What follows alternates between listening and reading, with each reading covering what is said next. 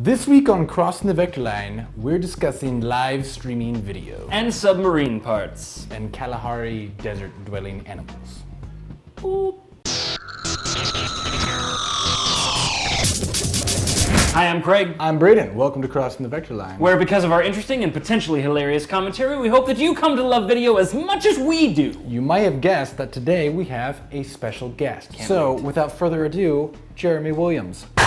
Hey, Jeremy. Welcome to the show. Thank you Jeremy is the Vice President of Marketing and Communications at 12 Stars Media. So tell us, what does that mean? It means that I handle a lot of the marketing here and try and let people understand what it is that we do at 12 Stars and Candidio. Very cool. Fantastic. Very cool. So today we're talking live streaming video options. You're kind of an expert on the matter here. Kind of walk us through what's out there right now, what's the need for it, a little bit of history behind it. So two of the most popular live streaming apps out there right now are Meerkat and Periscope. And live streaming in general just gives you an opportunity to share what's happening in your life with people who are following you. Give them a different perspective than just a live news coverage or a recap video of the event afterwards. Right. Give them something as it's happening. That's Absolutely. Cool. Okay. And another really cool thing is you can have direct interaction with the people who are watching the video too.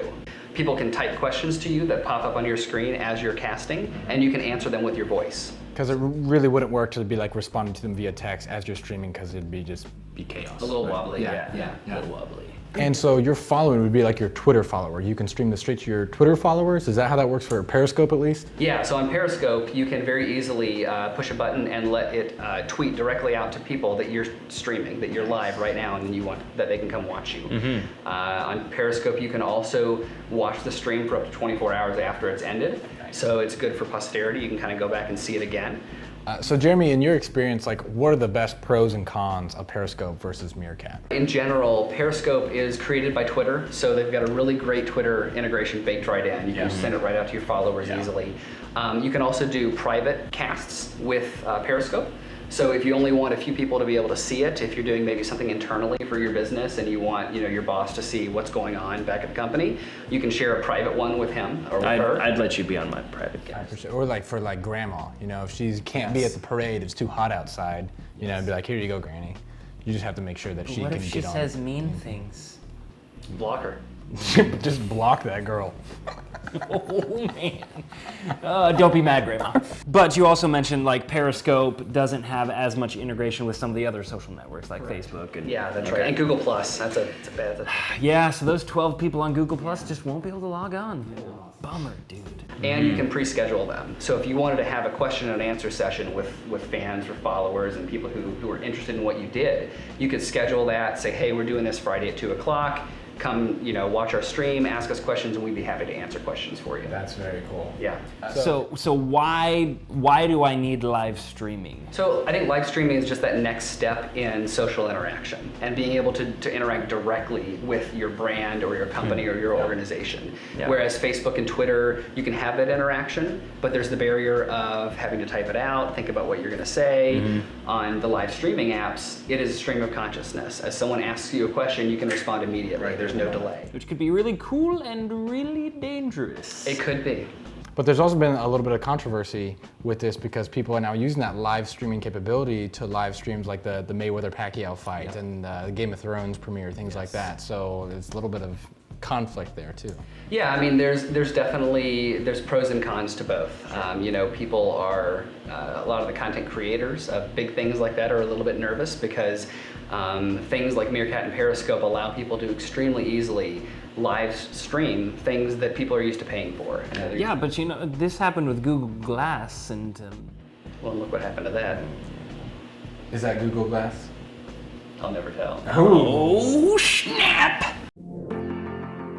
Wistia is video hosting from the future, intended to measure and improve your video efforts, featuring detailed analytics, including engagement graphs and individual viewer heat maps, and a customizable video player, where you can control how your video looks, feels, and functions on your website. Check them out at wistia.com. So today's I'm no videologist, Periscope, Meerkat. Which one are we going with Easy, here? Meerkat, hands down. Why do you say that? Vertical video is a bane on humanity. Periscope does only allow you to shoot in That's vertical true. video. Meerkat gives you both options, so if you are lazy and you just want to shoot it, you can. But Meerkat lets you do this. Jeremy, For what's me, your decision? It's easy. You know, I've got to go with Periscope. I mean, the fact that you can save videos after the fact, people can view them for up to 24 hours after you've shot them, I think you just have a lot of more options available by using Periscope, even though it only allows you to shoot vertically. But the Facebook fan page integration in Meerkat, I understand. Obviously, there's a Twitter integration into Periscope, but I know a few people on Facebook who would probably be interested in my Meerkat live stream. I gotcha. The UI in Meerkat is a little bit cluttered for me, and I like that. I'm on Twitter more. If I see something on Twitter, I'm scrubbing through that more often than I am Facebook. So for that live stuff, I'm probably going to be able to click on that through there. But I'm going to go with whoever is streaming Game of Thrones live because I don't have HBO, so I'm behind. So thanks. That's this week's Crossing the Vector Line. Jeremy, thanks again so much for joining us and shedding light on this new and exciting world of Is it just a live streaming phase, video. or is it gonna stick around for a while? What do you think? I think it's going to stick around. It may evolve. I mean, social media always does, but I think it's here to stay. It's like Snapchat on steroids, live streaming video. With hearts. Lots of hearts. Do the heart action. It's lovely. Only on Periscope. Hey, Periscope for the win! Hi, Mom! Hi, Mom. Why does everyone call to their mom when they're on camera? Like, they assume that their mom's gonna be the one person to watch them on video. Sorry, Karen's asking me what kind of ice cream I want. That is a very important question to answer.